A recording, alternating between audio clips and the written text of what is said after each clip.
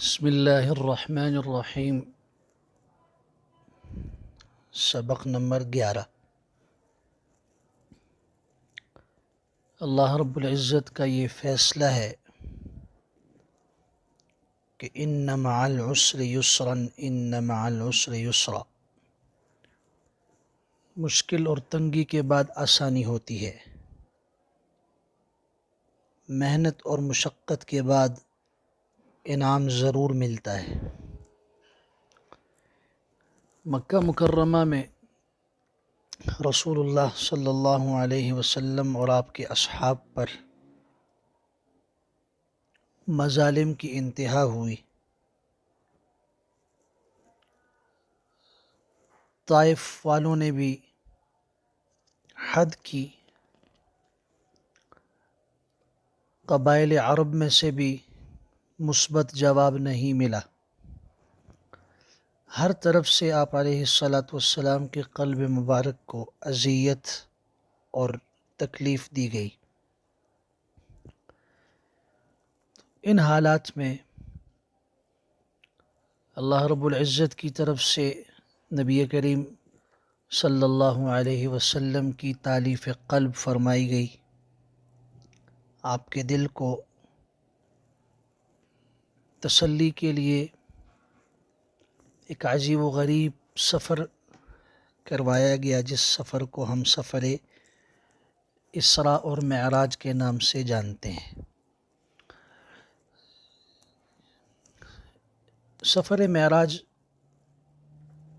رسول اللہ صلی اللہ علیہ وسلم کے کئی معجزات کا ایک مجموعہ ہے، لیکن یہ دیگر معجزات کی طرح نہیں ہے، بلکہ ان سے مختلف اور منفرد نوعیت کا ایک سفر تھا اور معجزہ تھا۔ مشرکین مکہ نے رسول اللہ صلی اللہ علیہ وسلم سے نہ اس قسم کا کوئی مطالبہ کیا اور نہ ہی آپ علیہ السلام نے از خود اللہ کی بارگاہ میں کوئی التجا کی، بلکہ اللہ نے اپنے خاص فضل اور کرم سے آپ کو یہ عظیم اور بے مثال معجزہ عطا فرمایا۔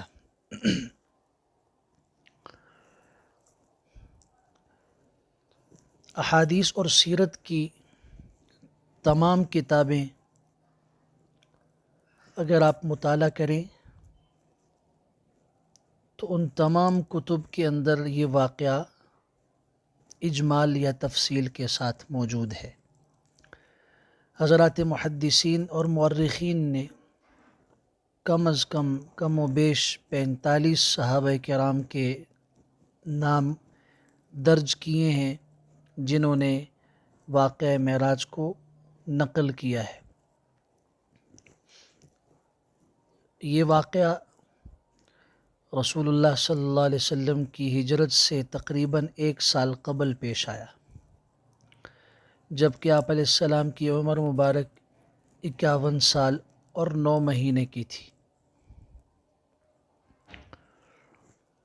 تسلسل کے ساتھ مکہ مکرمہ میں ہر طرح کے ظلم اور ہر طرح کی سختی کو برداشت کرنے کے نتیجے میں اللہ تعالیٰ نے خصوصی انعامات کے ساتھ آپ کو نوازا۔ سورہ بنی اسرائیل اور سورہ نجم میں سفر معراج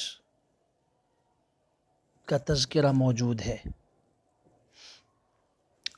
اور یہ اللہ کی بڑی قدرت کی نشانیوں میں سے ایک نشانی ہے، جسے اللہ تعالیٰ چاہے تو اس کی ذاتی صلاحیت اور طاقت سے بڑھ کر اللہ تعالیٰ اس کو سنا بھی سکتا ہے، اور جسے چاہے تو اسے زیادہ دکھا بھی سکتا ہے۔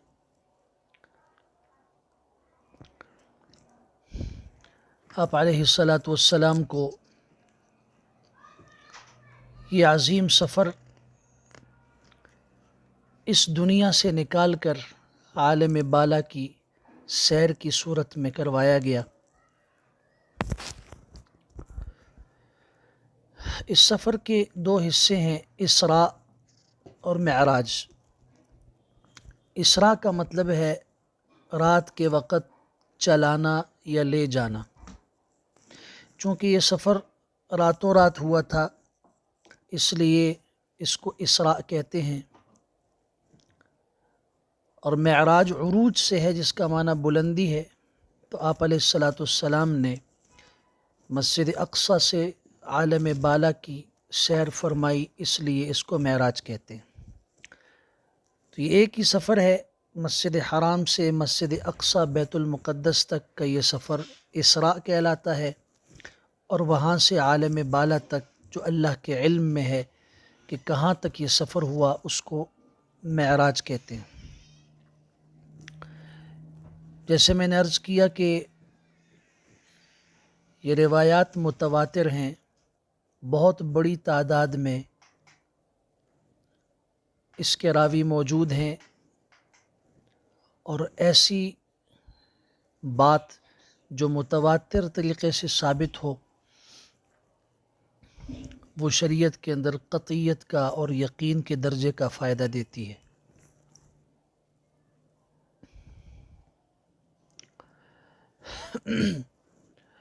اور امت کے اس بات پر اتفاق ہے کہ آپ علیہ الصلاۃ والسلام کا یہ سفر محض کوئی خواب نہیں تھا، بلکہ عالم بیداری میں اللہ تعالیٰ نے آپ کو یہ سفر فرمایا۔ چنانچہ سورہ بنی اسرائیل کی آیت نمبر 60 ہے، وَمَا جَعَلْنَا الرُّؤْيَا الَّتِي أَرَيْنَاكَ إِلَّا فِتْنَةً لِلنَّاسِ، ہم نے آپ کو جو کچھ دکھایا اسے لوگوں کے لیے ایک فتنہ اور آزمائش بنا دیا۔ تو فتنہ اور آزمائش تبھی ہو سکتی ہے کہ جب یہ سفر عالم بیداری میں ہوا ہو۔ عالم خواب کے اندر اگر آپ نے بیان کیا کہ میں نے خواب میں جنت دیکھی اور میں نے جہنم کے مناظر دیکھے اور میں نے یہ دیکھا اور میں نے آسمان اول، دوم، سوم، ساتویں آسمان تک، سدرۃ المنتہا تک، وہاں سے عالم بالا تک، مسجد حرام سے مسجد اقصی تک، تو اس پر تو کوئی تعجب نہیں ہے۔ خواب کے اندر تو انسان یہ چیزیں دیکھ سکتا ہے اور اس پر کسی کو تعجب کی ضرورت بھی نہیں ہوتی۔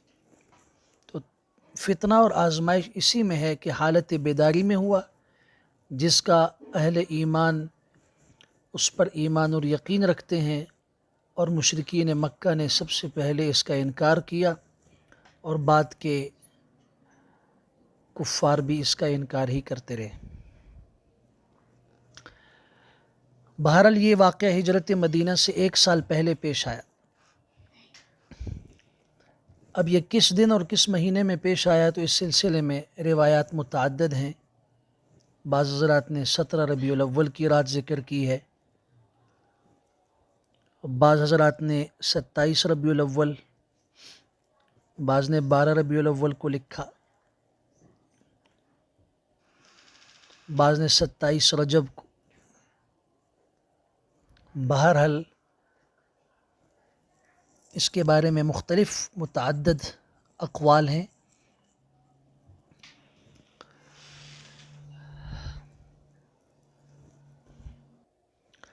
دوسری بات یہ ہے کہ یہ جو سفر معراج ہے اس کی تمام تر تفصیلات کسی ایک روایت میں ایک صحابی سے آپ کو نہیں ملیں گی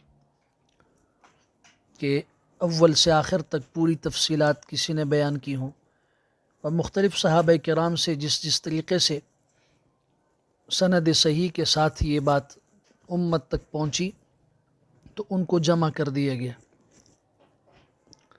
اور اس کی تفصیل کچھ یوں ہے کہ رسول اللہ صلی اللہ علیہ وسلم مسجد حرام میں آرام فرما رہے تھے، 3 فرشتے آئے۔ ایک نے پوچھا کہ ان سوئے ہوئے لوگوں میں سے محمد صلی اللہ علیہ وسلم کون ہیں؟ دوسرے نے جواب دیا کہ وہ ان میں سے سب سے بہتر ہیں۔ تیسرے نے کہا ان میں سے جو سب سے بہتر ہیں انہیں لے لو۔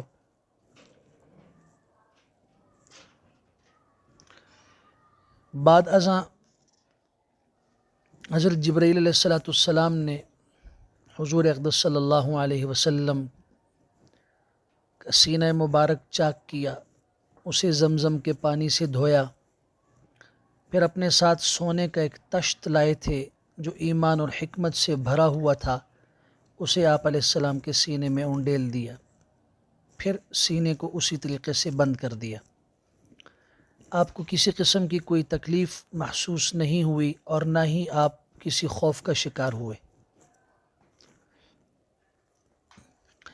پھر اللہ تعالیٰ نے یہ شق صدر اس لیے فرمایا تاکہ عالم بالا کی سیر، تجلیات الہیہ اور آیات ربانیہ کا مشاہدہ کرنے کی صلاحیت اس دل میں پیدا ہو جائے۔ اگر اللہ چاہتا تو اپنی قدرت کاملہ کے ساتھ بغیر کسی سواری کو آپ کو آسمان اور اس سے اوپر لے جاتا، لیکن آپ کے لیے ایک بے مثال سواری بھیجی جس کا نام براق تھا، برق سے ہے۔ آپ علیہ السلام فرماتے ہیں کہ اس پر زین کسی ہوئی تھی، لگام اس کو لگی تھی۔ یہ سفید رنگ کا ایک خوبصورت جانور تھا جو گدھے سے بڑا اور خچر سے چھوٹا تھا، اور اس کی رفتار کا عالم یہ تھا کہ جہاں اس کا کھر پڑتا، جہاں اس کی نظر پہنچتی تھی وہاں اس کا قدم پڑتا تھا۔ بعض روایات میں آتا ہے کہ جب آپ علیہ السلام اس پر سوار ہوئے تو وہ شوخی کرنے لگا، تو حضرت جبرائیل علیہ السلام نے کہا کہ اب محمد تفعل هذا، ارے کیا تو محمد صلی اللہ علیہ وسلم کے ساتھ اس طرح کر رہا ہے؟ فما رکبک احد اکرم علی اللہ منہ، تجھ پر کبھی کوئی ایسی ہستی سوار ہی نہیں ہوئی جو اللہ کی بارگاہ میں ان سے زیادہ معزز ہو۔ تو سنن ترمذی کے اندر حدیث نمبر 3131 ہے، وہاں یہ الفاظ موجود ہیں کہ یہ سن کر وہ ایسا سہما کہ پسینے سے شرابور ہو گیا۔ پھر وہ آپ کو لے کر روانہ ہوا، حضرت جبرائیل علیہ السلام بھی سوار تھے۔ راستے میں مختلف مشاہدات کیے گئے۔ حضرت موسیٰ علیہ السلام کی قبر کے اوپر سے گزر ہوا، برزخ کے حالات دکھائے گئے آپ کو۔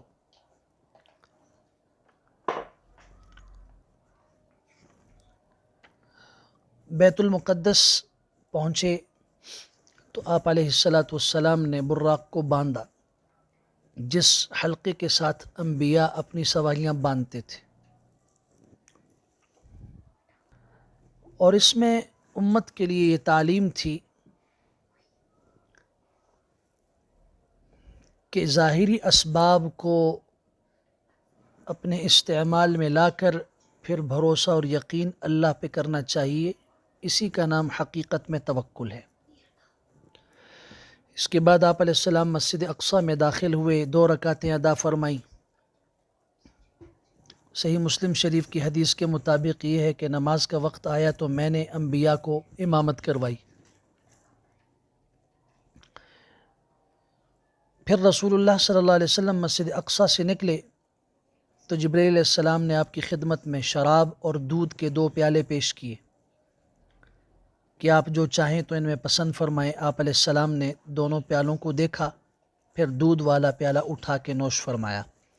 یہ دیکھ کر حضرت جبرائیل علیہ السلام نے اللہ کا شکر ادا کرتے ہوئے کہا، الحمدللہ الذی ہداک للفطرہ ولو اخذت الخمر غوت امتک، تمام تعریفیں اللہ کے لیے ہیں جس نے آپ کو فطرت کی ہدایت عطا فرمائی، اگر آپ شراب کا پیالہ اٹھا لیتے تو آپ کی امت گمراہ ہو جاتی۔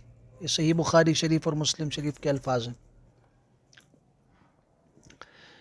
گویا کہ اس میں اشارہ تھا فطرت سے اسلام اور استقامت کی طرف۔ اب اس سے آگے ایک نئے سفر کا آغاز ہوا۔ یہاں تک یہ سفر اسراء تھا، آگے کے سفر کو ہم معراج کہتے ہیں۔ جبرائیل علیہ السلام نے حضور صلی اللہ علیہ وسلم کا ہاتھ تھاما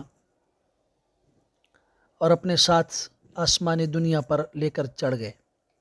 بعض روایات میں یہاں پر ذکر آتا ہے کہ سیڑھی تھی، اس پر چڑھے، لیکن اس طرح کی جو روایات ہیں وہ صحت کے اعتبار سے کمزور ہیں، حضرات محدثین نے ان کو ضعیف کہا ہے۔ وہاں پہنچ کر حضرت جبرائیل علیہ الصلوۃ والسلام نے آسمان کے دروازوں میں سے ایک دروازہ کھٹکھٹایا اور دربان سے کہا کہ دروازہ کھولو۔ اس نے پوچھا کہ کون؟ کہا میں جبرائیل ہوں۔ آپ کے ساتھ کوئی ہے؟ کہا میرے ساتھ محمد صلی اللہ علیہ وسلم ہے۔ دربان نے کہا کہ کیا آپ کو انہیں بلانے کے لیے بھیجا گیا تھا؟ جبرائیل علیہ السلام نے کہا ہاں۔ یہ سن کر دربان اور دیگر فرشتوں نے مسرت کا اظہار کیا اور کہا فمرحبا به واہلا ولنعم المجیء جاء، خوش آمدید، آپ اپنے ہی لوگوں میں تشریف لائے، آنے والے کس قدر اچھے ہیں۔ دروازہ کھول دیا۔ جبرائیل علیہ السلام کی معیت میں آپ آسمان دنیا پر تشریف لے گئے۔ وہاں دیکھا کہ ایک شخص بیٹھا ہوا ہے، اس کے دائیں طرف بھی لوگوں کی جماعتیں موجود ہیں اور بائیں طرف بھی۔ جب وہ دائیں طرف دیکھتا ہے تو ہنستا مسکراتا ہے اور بائیں طرف دیکھتا ہے تو روتا ہے۔ رسول اللہ صلی اللہ علیہ وسلم نے پوچھا جبرائیل یہ کون ہیں؟ جواب دیا یہ آپ کے والد آدم علیہ السلام ہیں۔ ان کے دائیں اور بائیں جو جماعتیں ہیں وہ ان کی اولاد کی ارواح ہیں۔ ان میں سے دائیں طرف والے جنتی اور بائیں طرف والے جہنمی ہیں۔ تو یہ جنتیوں کو دیکھ کر ہنستے خوش ہوتے ہیں اور بائیں طرف دیکھتے ہیں تو رنج کے مارے رونے لگتے ہیں۔ جبرائیل علیہ السلام نے رسول اللہ صلی اللہ علیہ وسلم سے عرض کی کہ آپ انہیں سلام کریں۔ آپ علیہ السلام نے انہیں سلام کیا تو انہوں نے جواب دیا اور کہا مرحبا و اہلا یا بنی نعم الابن انت، تم کتنے اچھے بیٹے ہو۔ ایک روایت میں یہ الفاظ ہیں مرحبا بالنبی الصالح وابن الصالح والابن الصالح۔ پھر دوسرے آسمان کی طرف چڑھے اور اسی طریقے سے سوالات ہوئے، دروازہ کھولا گیا، استقبال کیا گیا۔ وہاں پر حضرت یحییٰ اور عیسیٰ علیہ السلام کے ساتھ ملاقات ہوئی۔ انہیں سلام کیا گیا، انہوں نے بھی علیک سلیک کیا، مرحبا کیا۔ آپ علیہ السلام نے حضرت عیسیٰ علیہ السلام کا جو حلیہ بیان فرمایا، آپ نے فرمایا کہ عیسیٰ علیہ السلام درمیانے قد والے، سرخ اور سفید اور قدرے گھنگریالے بالوں والے تھے، گویا کہ ابھی غسل خانے سے غسل کر کے نکلے ہوں، اور لوگوں میں ان سے مشابہت رکھنے والے عروہ بن مسعود الثقفی رضی اللہ تعالیٰ عنہ ہیں۔ یہ صحیح بخاری مسلم شریف کی حدیث ہے۔ پھر تیسرے آسمان پر گئے، وہاں ملاقات حضرت یوسف علیہ السلام کے ساتھ ہوئی۔ پھر چوتھے آسمان پر ادریس علیہ السلام کے ساتھ ملاقات ہوئی، اور اس کے بعد پانچویں آسمان پر حضرت موسیٰ علیہ السلام کے بھائی اور جانشین پیغمبر حضرت ہارون کے ساتھ ہوئی، وہاں پہ بھی سلام دعا ہوئی۔ چھٹے آسمان پر ملاقات حضرت موسیٰ علیہ السلام کے ساتھ ہوئی، اور اس کے بعد ساتویں آسمان پر حضرت ابراہیم علیہ السلام کے ساتھ ملاقات ہوئی، جو بیت المعمور کے ساتھ ٹیک لگائے بیٹھے تھے۔ جبرائیل علیہ السلام نے عرض کی کہ یہ آپ کے ابا ابراہیم علیہ السلام ہیں، انہیں سلام کریں۔ آپ علیہ السلام نے سلام کیا۔ ابراہیم علیہ السلام بڑی محبت کے ساتھ پیش آئے، آپ کی امت سے بھی بے پناہ محبت اور ہمدردی خیر خواہی کا اظہار فرمایا، اور ان کے لیے اپنا سلام اور نہایت قیمتی نصیحتیں بطور تحفے دی، اور فرمایا کہ اے محمد صلی اللہ علیہ وسلم اپنی امت کو میری طرف سے سلام کہہ دیجئے، اور انہیں بتائیے کہ جنت کی مٹی بڑی عمدہ ہے، اس کا پانی میٹھا ہے، لیکن وہ ایک چٹیل میدان ہے، اور اس کے شجرکاری وہ سبحان اللہ، الحمدللہ اور لا الہ الا اللہ، اللہ اکبر جیسے کلمات۔ اس کے بعد اگلی منزل کی طرف روانگی ہوئی۔ ایک بیری کا درخت تھا عجیب و غریب قسم کا۔ آپ علیہ السلام نے فرمایا کہ اس کے پھل حجر کے مٹکوں کی طرح تھے، اور اس کے پتے ہاتھیوں کے کانوں جیسے تھے۔ تعارف میں آپ کو بتایا گیا کہ ہذہ سدرۃ المنتہا، یہ سدرۃ المنتہا ہے۔ اس کا تذکرہ سورہ نجم کے اندر بھی موجود ہے، اذ یغشی السدرۃ ما یغشی۔ اس کو سدرۃ المنتہا اس لیے کہا جاتا ہے کہ منتہا کا مطلب ہے جہاں انتہا ہو جائے. یہاں پر فرشتوں کے علم کی انتہا ہو جاتی ہے، اس سے آگے فرشتوں کا سفر نہیں ہوتا، نہ وہ اس سے آگے کے حالات سے واقف ہیں. یہاں پر آپ علیہ السلام نے امت کو یہ بھی بتایا کہ سدرۃ المنتہا کے پاس 4 نہریں ہیں جو اس کی جڑ سے نکل رہی ہیں، 2 پوشیدہ اور 2 ظاہر تھیں. آپ نے پوچھا جبرائیل علیہ السلام سے یہ کیا ہیں؟ تو بتایا کہ یہ پوشیدہ نہریں ہیں وہ جنت کی ہیں، اور جو ظاہری نہریں ہیں وہ دریا نیل اور فرات کی طرف اشارہ کیا کہ یہ ہیں. سدرۃ المنتہا کے پاس فرشتوں کے سردار حضرت جبرائیل علیہ السلام کو ان کی اصلی حالت میں رسول اللہ صلی اللہ علیہ وسلم نے دیکھا، جس کا ذکر سورۃ النجم کے اندر ہے، وَلَقَدْ رَآهُ نَزْلَةً أُخْرَى عِنْدَ سِدْرَةِ الْمُنْتَهَى. اس کے علاوہ سفر معراج میں آپ علیہ السلام نے حضرت جبرائیل علیہ السلام کو ایک اور صورت میں بھی دیکھا، حالت میں کہ جب اللہ کی زبردست ہیبت ان پر طاری تھی تو آپ علیہ السلام نے فرمایا کہ کالحلس البالی من خشیت اللہ عز وجل، وہ اللہ کے ڈر کی وجہ سے ایسے ہو گئے تھے جیسے ایک پرانا بوسیدہ ٹاٹ ہوتا ہے.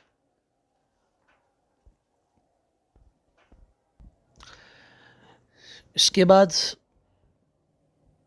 آپ علیہ السلام عالم بالا کی طرف تشریف لے گئے. وہاں اللہ کے ساتھ کلام میں تو پوری امت متفق ہے، اس میں کسی کا کوئی اختلاف نہیں ہے.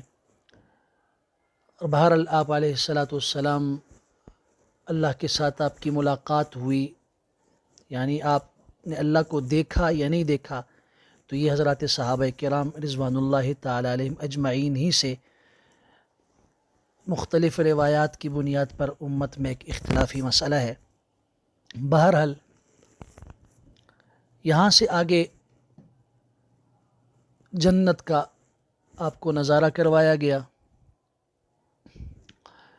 اور آپ علیہ السلام نے فرمایا پھر مجھے جنت میں داخل کیا گیا، میں نے دیکھا کہ اس میں موتیوں کے ہار تھے اور اس کی مٹی مشک اور کستوری کی تھی.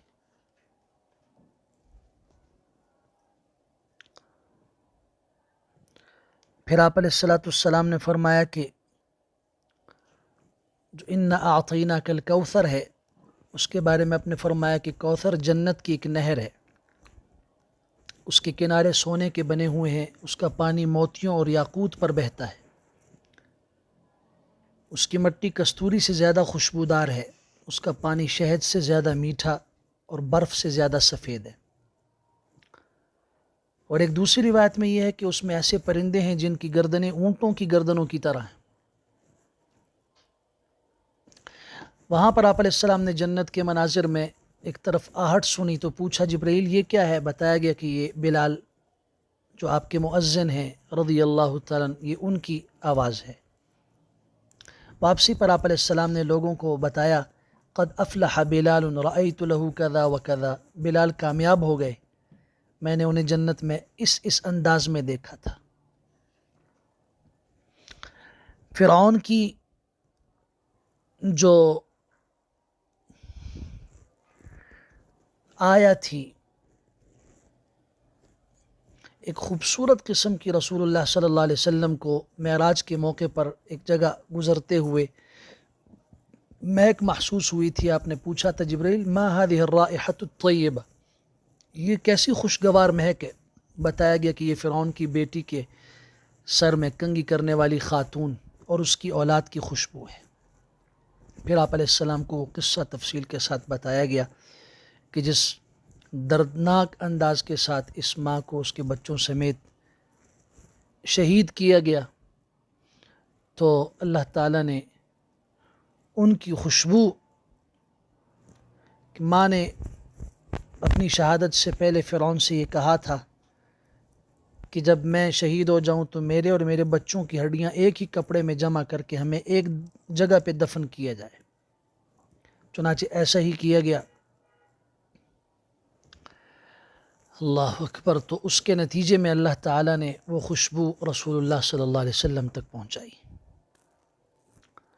باقی کے حالات انشاءاللہ آئندہ کے درس میں.